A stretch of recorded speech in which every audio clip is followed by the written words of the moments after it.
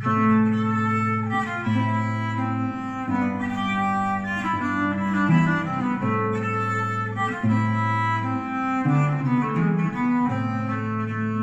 Life and Death of the Mayor of Casterbridge by Thomas Hardy.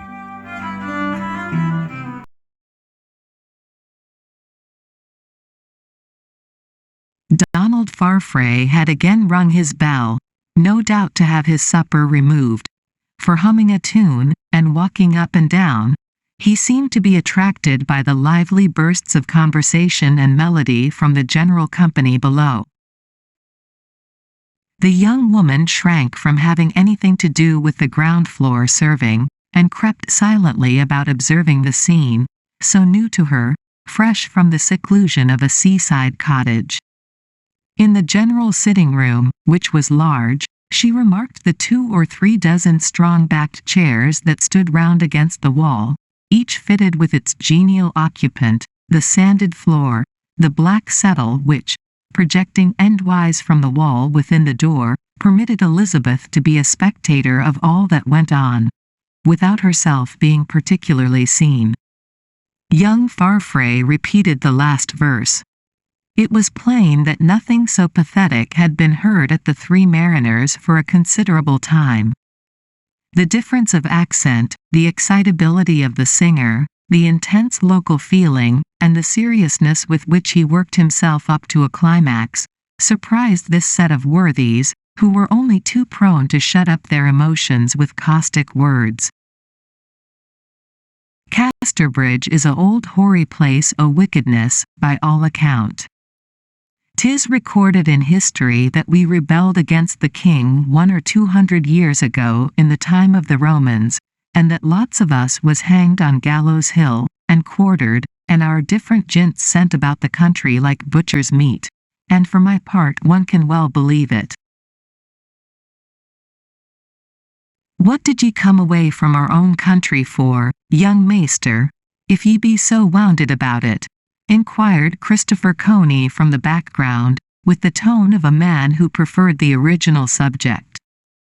Faith, it wasn't worth your while on our account, for as Maester Billy Wills says, we be bruckle folk here, the best o' us hardly honest sometimes. Christopher Coney was silenced, and as he could get no public sympathy he mumbled his feelings to himself. Be dazed if I loved my country half as well as the young feller do, I'd live by cleaning my neighbor's pigsties afore I'd go away. For my part I've no more love for my country than I have for Botany Bay.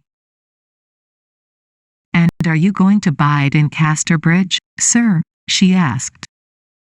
Ah, no, said the Scotchman with melancholy fatality in his voice. I'm only passing through. I am on my way to Bristol, and on frae there to foreign parts. We be truly sorry to hear it, said Solomon Longways. We can ill afford to lose tuneful windpipes like yours, when they fall among us. And verily, to mock acquaintance with a man a come from so far, from the land o' perpetual snow as we may say. Nay, but ye mistake my country, said the young man, looking round upon them with tragic fixity, till his eye lighted up and his cheek kindled with a sudden enthusiasm to right their errors. There are not perpetual snow and wolves at all in it, except snow in winter, and, well, a little in summer just sometimes, and a gaberlunzie or 2 stalking about here and there, if ye may call them dangerous. She disliked those wretched humors of Christopher Coney and his tribe, and he did not appreciate them. He seemed to feel exactly as she felt about life and its surroundings, that they were a tragical rather than a comical thing, that though one could be gay on occasion, moments of gaiety were interludes, and no part of the actual drama. It was extraordinary how similar their views were. Though it was still early, the young Scotchman expressed his wish to retire. When, candle in hand, she reached the top of the stairs on her way down again, Mr. Farfrae was at the foot coming up. She could not very well retreat, They met and passed in the turn of the staircase. She must have appeared interesting in some way, notwithstanding her plain dress, or rather, possibly, in consequence of it, for she was a girl characterized by earnestness and soberness of mien, with which simple drapery accorded well. Thus it happened that when confronting her he smiled, and then, with the manner of a temporarily light-hearted man who has started himself on a flight of song whose momentum he cannot readily check, he softly tuned an old ditty that she seemed to suggest. As I came in by my bower door, as day was waxen weary, O wha came tripping down the stair but Bonnie Peg my dearie. Elizabeth Jane, rather disconcerted, hastened on, and the Scotchman's voice died away humming more of the same within the closed door of his room. If he should befriend us, and take us up, and then find out what you did when staying here, 'twould grieve and wound his natural pride as mayor of the town. Elizabeth, who would perhaps have been more alarmed at this than her mother had she known the real relationship, was not much disturbed about it as things stood. He, was another man than her poor mother's.